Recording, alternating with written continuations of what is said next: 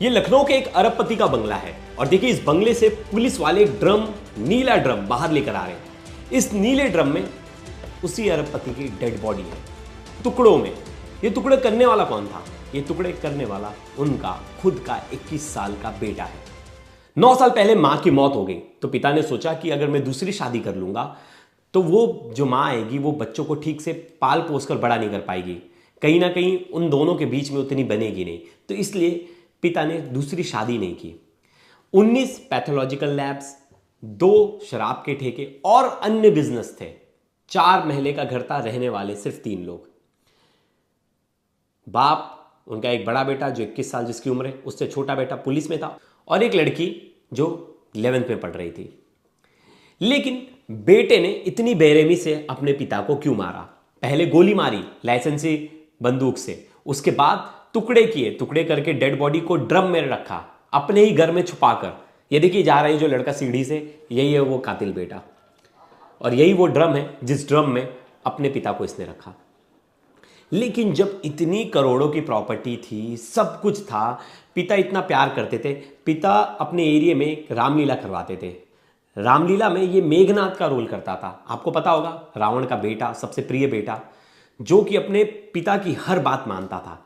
ये भी रावण के बेटे का रोल करता था रामलीला में, मेघनाथ का। लेकिन मेघनाथ एक आज्ञाकारी पुत्र था और यहां ये जो लड़का है, इसने तो अपने ही पिता की हत्या कर दी, वो भी बड़े बेरहमी से। पहले गोली मारी, फिर टुकड़े कर दिए। लेकिन पुलिस को इसके सच्चाई का पता लग गया। पहले तो ये पुलिस में एक झूठी कहानी बता रहा था कि पापा बाहर गए, घूमने गए, लेकिन पापा लौटे नहीं और हम लोग सब लोग परेशान हैं। लेकिन उसके चेहरे पे कोई शिकन नहीं दिख रही थी कि ऐसा लगे कि उसके पापा जो है गायब हो गए और बेटा परेशान है। ऐसा कुछ भी नजर नहीं आ रहा था। पुलिस को एक छोटा सा क्लू मिला, उस क्लू से पुलिस ने पूरा केस सॉल्व किया और जब इसने वजह बताई हत्या की, वो और भी ज्यादा हैरान करने वाली थी। लास्ट तक इस वीडियो में बने रहिएगा, मैं आपको बताऊंगा हत्या की असली वजह और क्या वो कारण थे जिसकी वजह से एक बेटा इतना बेरहम कातिल बन गया और एक अरबपति बाप का लड़का। तो लास्ट तक इस वीडियो में बने रहिएगा। नमस्कार, मेरा नाम है प्रेश पांडे और आप देख रहे हो क्राइम तक। लखनऊ का आशियाना कोतवाली, और आशियाना जो इलाका है उसका जो सेक्टर एल है वो बहुत महंगा है। मतलब आप समझ लीजिए वहाँ अरबपति, खरबपति ऐसे लोग रहते। वही एक परिवार रहता था मनवेंद्र सिंह का। मनवेंद्र सिंह जो है, उनका बहुत बड़ा बिजनेस एम्पायर था। उनकी जो कोठी थी, ये जो कोठी देख रहे हो, ये कोठी ही उनकी 20 करोड़ से ज़्यादा की थी और काफ़ी अच्छा रसूख रखते थे। इनके 19 से ज़्यादा पैथोलॉजिकल लैब थे और 2 शराब के ठेके। सब कुछ बढ़िया था। जो इनके पिता थे, मतलब मनवेंद्र सिंह के जो पिता थे, वो पुलिस में थे, यूपी पुलिस में थे और वो रिटायर हो गए थे। इनका जो छोटा बेटा है वो यूपी पुलिस में था वर्किंग और सचिवालय में उसकी पोस्टिंग है। जो बड़ा बेटा है उसकी उम्र 21 साल है, उसका नाम है अक्षत। अक्षत जो है बीकॉम की पढ़ाई कर रहा था और जो इनकी छोटी बेटी है वो अभी नाबालिग है और वो 11th स्टैंडर्ड में पढ़ रही थी, जिसकी उम्र 17 साल है। अब घर में सब कुछ अच्छा था, घर में पैसा भी बहुत था, घर वेल संपन्न था। मतलब जो चाहिए बेटों को वो दे देते थे। पापा ने बेटे को, बड़े वाले बेटे को, अक्षत को गाड़ी भी दिलाई थी, सब कुछ था। मतलब उसे जो चाहिए वो चीज़, उसके फैसिलिटी उसके पास अवेलेबल है।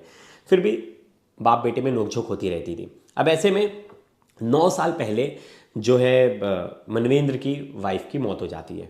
अब ऐसे में सब लोग कहते हैं, आस पड़ोस के लोग और जितने रिलेटिव्स हैं, कि यार भाई साहब आप शादी कर लो यार, अभी तो आपकी बहुत सारी उम्र बची है, लाइफ में कोई पार्टनर होना चाहिए। तो बोला यार कोई दूसरी बीवी के और किसी से मैं शादी करूंगा, वो इन बच्चों के साथ सौतेलापन करेगी तो मुझे ये बर्दाश्त नहीं होगा और मैं नहीं चाहता कि मेरे बच्चों के साथ ऐसा कुछ हो। मैं अकेले पालने के लिए मेरे बच्चों को सक्षम हूँ और मैं उनको हर वो ज़रूरत उनकी पूरी करूँगा जो उनके लिए जीवन में ज़रूरी है। अब ऐसे में मनवेंद्र ने शादी नहीं की अपने बच्चों के खातिर, कि नहीं मेरे बच्चों, कोई दूसरी माँ आएगी तो फिर क्या पता वो अपने बच्चे से ज़्यादा प्यार करेगी, मेरे बच्चों से भेदभाव करेगी, इसलिए उन्होंने शादी नहीं की और उन्होंने अपने बच्चों को अच्छे से पढ़ाया। अब वो बड़े एक्टिव थे, मनवेंद्र जो थे एरिया में सबसे बात करते थे और हर थोड़े थोड़े दिन पर वो कुछ ना कुछ एक्टिविटी करते थे। क्योंकि देखिए उनके पास 19 पैथोलॉजिकल लैब था, फिर उनके पास 2 शराब के ठेके थे लखनऊ जैसे शहर में, तो पैसे तो बहुत आ रहे थे उनके पास। वो कुछ ना कुछ प्रोग्राम कराते थे। तो वो एक रामलीला भी करवाते थे अपने सामने वाले गार्डन में और उसमें उनका जो बड़ा बेटा अक्षत है वो मेघनाथ बनता था और सब एरिया वाले करते थे ये असली में मेघनाथ है, मतलब आज्ञाकारी पुत्र है और पिता की बहुत मानता है, पिता से बहुत लगाव रखता है और पिता से बहुत प्यार करता है। तो हर कोई उसे कहते थे कि ये रियल मेघनाथ है। अब ऐसे में सब कुछ बढ़िया चल रहा था। बीच में एक बार अक्षत जो है अपना घर छोड़कर भाग जाता है और 6 पन्ने का नोट लिखता है। उसमें नोट में लिखता है कि मुझे पापा एमबीबीएस पढ़ने के लिए, डॉक्टर बनने के लिए मजबूर कर रहे हैं, मैं नहीं पढ़ना चाहता एमबीबीएस, मुझे पढ़ाई नहीं करनी, मुझे बिजनेस करना है। अब उसकी पापा से इस बात पे नोकझोंक हो रही थी कि पापा ने अपने दम पर पूरा बिजनेस खड़ा किया था। अब ये बोल रहा था पापा पैथोलॉजिकल लैब बंद कर दो, अब हम चलाएंगे रेस्टोरेंट, बिजनेस और बार। पिता बोले नहीं, अब बेटा ये नहीं करो, तुम पढ़ाई करो, तुम फोकस करो कि हमारी घर की परिस्थिति और आगे अच्छी कैसे हो। मैं तो बिजनेस कर ही रहा हूँ, तुम डॉक्टर बनो, कोई इंजीनियर बनो, कुछ ऐसी चीज़ें करो जिससे घर की परिस्थिति और सुधरे। अब तुम तो मेरे बिजनेस को ओवरटेक तो करोगे ही, आज नहीं तो कल, लेकिन अपने साथ एक प्रोफेशनल सी चीज़ जोड़ लो। पिता इस चीज़ को लेकर कभी कभार उससे बहस हो जाती थी, लेकिन फिर पिता ने समझ लिया कि भाग गया। फिर पिता ने इसको बड़ा हाथ जोड़कर मनाया कि बेटा प्लीज़ आ जा, अब तेरे पर दबाव नहीं बनाएंगे, और ये आ गया। फिर पिता ने इस पर दबाव बनाना छोड़ दिया और इसे बोलना ही छोड़ दिया। लेकिन फिर भी ये अपने दोस्तों के साथ बैठता उठता था और एक रसूख रखता था कि मेरा ठेका है। और लखनऊ में आपको पता है जिसके ठेके होते हैं उनका भौकाल अलग होता है कि भाई शराब का ठेका है, बहुत पैसे वाला है। तो इस तरह का अपने स्कूल कॉलेज में रुतबा रखता था कि मैं तो बहुत बड़ा। और इसके दिमाग में एक चीज़ बैठ गई थी, मुझे तो बिजनेस करना और पापा का बिजनेस मैं संभालूंगा। और ये जब पापा बोल रहे थे पढ़ाई कर, तो पढ़ाई नहीं करना चाह रहा था। अब इन सब चीज़ों के बीच में घर में लड़ाई झगड़ा अभी कभी कभी हो जाता था, दोनों के बीच में बहस हो जाती थी। और बेटा जो है पिता की बात नहीं सुनता था, वो उनका तिरस्कार करता था, उल्टा बोल देता था। जो छोटी बहन थी वो कहीं ना कहीं दोनों के बीच में आती थी और लड़ाई झगड़े सुलझा देती थी कि भैया मत चिल्लाओ। पापा को बोलती पापा आप जाने दो, इतना गुस्सा मत किया करो। अब इस बीच 20 फरवरी को अचानक से जो है मनवेंद्र जो है गायब हो जाते हैं और 23 तारीख तक लौटते नहीं हैं। फिर ऐसे में उनका जो बड़ा बेटा है अक्षत, वो पुलिस स्टेशन जाता है और पुलिस स्टेशन में एक चीज़ बताता है। वो कहता है कि मेरे पापा 20 फरवरी को सुबह 6 बजे निकले, बोले कि मैं दिल्ली जा रहा हूँ, और वो दोपहर तक बोले थे कि मैं वापस भी आ जाऊँगा, लेकिन वो वापस नहीं आए। अगले दिन मतलब 21 तारीख की दोपहर तक वो वापस आ जाएंगे, लेकिन वो वापस नहीं आए। उनका फ़ोन भी बंद है और तीनों फ़ोन बंद है, उनके पास 3 मोबाइल फ़ोन थे। ऐसे में वो गुमशुदगी की रिपोर्ट लिखाता और पुलिस जो है उनके पिता को ढूंढने लगती है। 21 तारीख को पुलिस रिपोर्ट कराता और पुलिस ढूंढ रही है। बेटे से पूछताछ करी तो बेटा मोबाइल में बिजी है। उसका हाव भाव देख के ऐसा नहीं लग रहा कि वो बहुत ज़्यादा फिक्रमंद है, क्योंकि कभी भी गुमशुदगी की रिपोर्ट होती है तो आदमी बहुत फिक्रमंद होता है, प्रेशर बनाता है, बोलता है सर जो भी होगा करो। पुलिस वालों को बुला के वो उस तरह से ट्रीटमेंट देता है कि कैसे भी उसके पिता मिल जाए। और इतने बड़े कारोबारी थे तो हर किसी को शक था कि ये कोई रंगदारी का तो मैटर नहीं, शराब ठेके, इनके शराब के ठेके तो इनको किसी ने किडनैप तो नहीं कर लिया, इनका कोई बिजनेस राइवलरी तो नहीं है, किसी ने इनसे दुश्मनी के नाते इनको किडनैप तो नहीं कर लिया, कोई मर्डर तो नहीं कर दिया। तमाम ऐसे सवाल थे। और बेटे से पूछा भी जा रहा था कोई दुश्मन, बोल रहा था नहीं कोई दुश्मन नहीं, नॉर्मल रिप्लाई कर रहा था। इस बीच पुलिस ने देखा एक लास्ट लोकेशन जो है उनके मोबाइल की, वो काकोरी इलाके में आई। काकोरी इलाके में आई तो फिर पुलिस ने उस इलाके में गए और वहाँ ढूंढा पुलिस ने, तो मोबाइल फ़ोन वहाँ फेंका था, लेकिन मोबाइल फ़ोन मिला नहीं। मतलब फेंका हुआ तो था लेकिन पुलिस को अभी तक नहीं पता है। अब पुलिस वहाँ ढूंढनी मोबाइल लास्ट लोकेशन। फिर पुलिस को कहीं ना कहीं लड़के पे शक था, अक्षत पे। तो पुलिस ने अक्षत से थोड़ी बहुत बातचीत की और अक्षत का हाव भाव देखा तो अक्षत का हाव भाव ठीक नहीं था। फिर ऐसे में पुलिस ने बोला कि अक्षत का जो सीडीआर है वो निकालो। जब अक्षत का सीडीआर निकाला गया तो अक्षत की भी लोकेशन काकोरी मिली।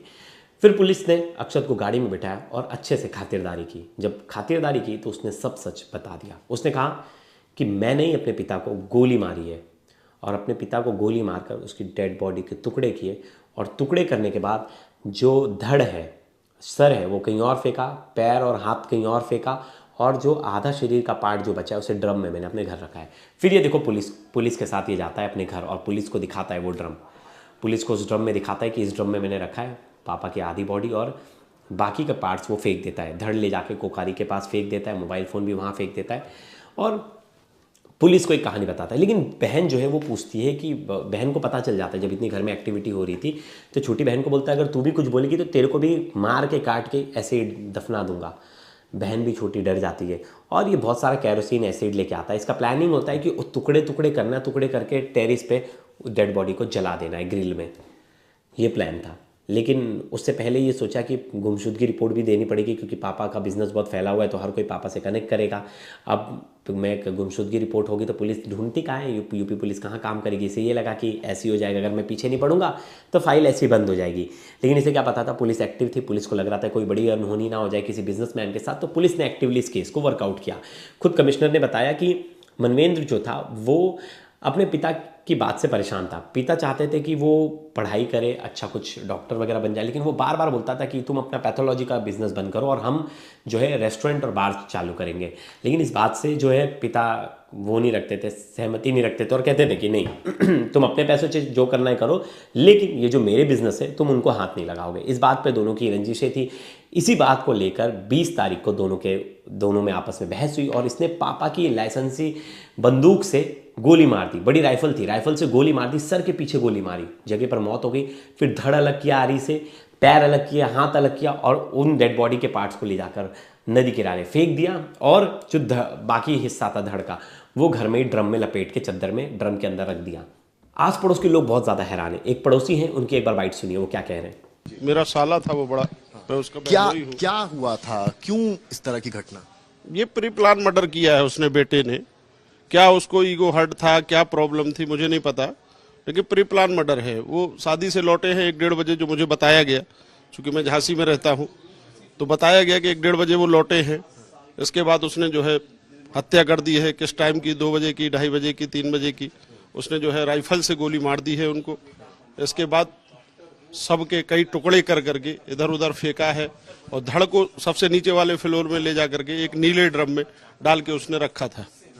यहाँ गुमशुदगी दर्ज कराई गई। जो मानवेंद्र सिंह के पार्टनर हैं, उनको जब पता चला कि मोबाइल स्विच ऑफ बता रहे हैं तो उन्होंने गुमशुदगी दर्ज कराई। लड़के ने खुद थाने जाकर गुमशुदगी दर्ज? हाँ, उनके साथ गया था, बच्चा भी गया था, लेकिन उसने कुछ बताया नहीं। और लेकिन एक जनाब, यहाँ पर गोली चल जाती है, किसी को आवाज भी नहीं आती? मोहल्ले वाले तो यही कह रहे हैं कि चूंकि आतिशबाजी वगैरह और शादी वगैरह थी तो हम लोगों ने सोचा कि उसका आवाज है। ये नहीं समझ पाया कि गोली मारी गई है, ये नहीं समझ पाए। सगे भाई भी नीचे ही रहते हैं? सगे भाई छुट्टी पे गए हुए थे, गाँव में थे, उनकी पत्नी और बच्चे थे। भी कोई आवाज नहीं है? वो कह रहे हैं कि हमें आवाज नहीं आई, क्योंकि वो तीसरे फ्लोर छोड़ रहे थे। एक फ्लोर किराएदार जो रहते हैं उनको भी आवाज नहीं? वो कह रहे हैं हमें नहीं आवाज आई। वो भी शायद उसी दिन चले गए कि एक दिन पहले वो भी चले गए हैं यहाँ से। बहन जो लड़के की है वो बहुत सदमे में है, वो भी उस वक्त यहीं पर थी? इसी कमरे में थी और बेटी के सामने ही ये सारी वारदात हुई है। बेटी के सामने सारी वारदात हुई है। और बेटी का ये कहना है कि हमको डरा दिया गया था, भाई द्वारा कह दिया गया था कि तुम किसी से कहना नहीं, तुमको भी गोली मार देंगे। ये अभी तक बेटी ने बताया है, बकाया वो सदमे में बोल नहीं रही है। आप लोगों को क्या लग रहा है? आप लोग भी यहीं पड़ोसी हैं, मोहल्ले से हैं? हम लोग को क्या लग रहा है, अब यही है कि कुछ समझ में नहीं आ रहा है फिर ये क्या है, क्या घटना है। आप भी परिवार से हैं? क्या आपको लगता है, इधर आ जाइए, आपको लगता है कि कारण नीट है, नीट की पढ़ाई है? हाँ, नहीं ये कुछ नहीं पता नहीं क्या इसमें क्या कहेंगे, हम तो कुछ समझ भी नहीं आ रहा है। सबसे बड़ी समस्या तो ये है कि अब रात में आना पिता का, अब उसके बाद वो क्या क्या बात हुई, क्या नहीं बात हुई। अब उसके बाद तो मुझे लगता है ऐसे कुछ के सोने के बाद, उनके जब सो चुके हैं उसके बाद ही उन लोगों ने फायर किया उसने। आपका क्या नाम है और क्या संबंध? मेरा नाम राघवेंद्र सिंह है, ये हमारे मौसी के लड़के हैं। ये पड़ोसी थे, ये कह रहे हैं साफ साफ कि हमने भी ऐसा नहीं सोचा था कि बेटा कुछ ऐसा कर देगा। एक बार भाग के तो गया था, हमें पता था छोटी मोटी रंजिशें तो हर किसी की होती है, हर घर में बाप बेटी की लड़ाई होती है, लेकिन कोई इस कदर गिर जाएगा कि अपने पिता की ऐसी बेरहमी से हत्या कर देगा, उसे ड्रम में डाल देगा, ये किसी ने नहीं सोचा था। देखिए, हमने पिछले कितने केसेस देखे कि ड्रम में टुकड़े करके डालने वाले, हमने सोनम, मुस्कान, बहुत सारे ऐसे तमाम केसेस देखे। हर बार पत्नी थी, लेकिन इस बार बेटे ने अपने पिता की इतनी बेरहमी से हत्या कर दी। जिस पिता ने दूसरी शादी नहीं की, चाहता तो आराम से शादी कर लेता, अरबपति आदमी था, आराम से अपनी ज़िंदगी जीता, लेकिन अपने बच्चों के लिए उसने दूसरी शादी नहीं की। ऐसे बेटे ने इतनी बेरहमी से अपने पिता की हत्या कर दी। सोचिए कैसा ज़माना आ गया है। दोस्तों, इस स्टोरी में आपकी क्या राय है ज़रूर बताइएगा, कमेंट्स कीजिएगा ढेर सारे। अगली वीडियो में मैं आपके कमेंट्स लूँगा और इस केस में जितने भी अपडेट्स आ रहे हैं वो सब अपडेट मैं आप तक लेकर आऊँगा। आपको डिटेल में पूरी स्टोरी और आने वाले समय में जो अपडेट आएंगे आप तक पहुँचाऊँगा। तब तक के लिए धन्यवाद।